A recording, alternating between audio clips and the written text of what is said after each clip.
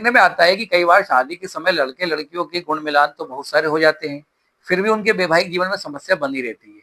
इसलिए ये गलत अवधारणा है कि हम बहुत सारे गुण मिला लेंगे तो शादीशुदा जीवन बढ़िया चलेगा। इसके पीछे कारण यह है कि जो कुंडली मिलान की प्रक्रिया हम लोग कर रहे हैं, तो उसमें ये टोटल कुंडली मिलान का सिर्फ 10 से 15% ही होता है गुण मिलान की प्रक्रिया। क्योंकि इसमें हो ये रहा है कि दोनों की ही सिर्फ चंद्र राशि हम देख रहे हैं और चंद्र राशि का नक्षत्र देख रहे हैं। इसके अलावा इसमें हम ना तो उसकी बाकी ग्रहों की स्थिति देख रहे हैं और ना ही बाकी भावों की स्थिति देख रहे हैं और ना ही दोनों लड़के लड़कियों की महादशा की स्थिति देख रहे हैं।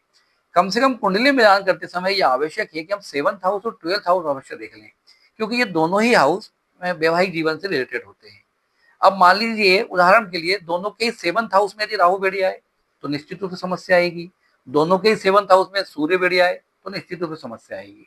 इसी तरह से महादशा देखते समय यह भी देख लें कि दोनों की राहु की महादशा न चल रही हो, अर्थात पापी ग्रहों की महादशा यदि दोनों की ही चलेगी तो समस्या निश्चित रूप से आना है। इसके अलावा मांगलिक की पोजीशन देखी जाती है। मान लीजिए पहले, चौथे, 7वें, 8वें और 12वें घर में यदि मंगल की है तो ये मांगलिक कहलाता है। तो मंगल की स्थिति देखकर यह भी पता लगाना पड़ेगा कि मंगल दोष है या नहीं है। इसी तरह से शुक्र की स्थिति देखना बहुत जरूरी होता है।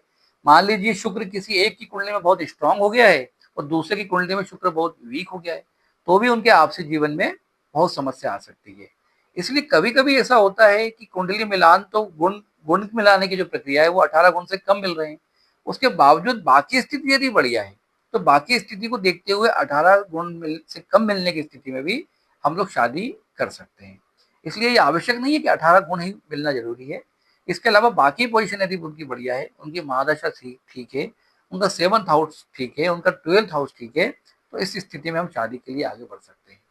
अब हम आगे आने वाले वीडियो में इस बात का डिस्कशन करेंगे कि अलग अलग पापी ग्रह किस तरह से मैरिटल लाइफ को डिस्टर्ब करते हैं और उनकी क्या रेमेडीज है।